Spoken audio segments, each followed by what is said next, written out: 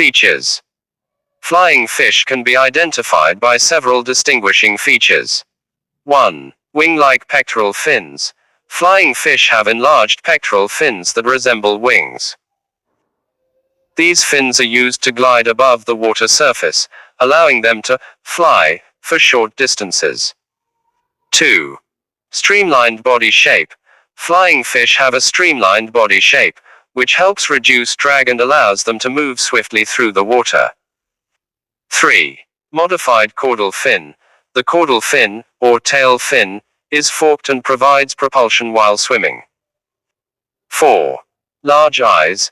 Flying fish have relatively large eyes, which aid in spotting predators and navigating in low light conditions. 5. Metallic coloration. Some species of flying fish have a shiny, metallic coloration, which can help them blend in with the water surface and avoid detection.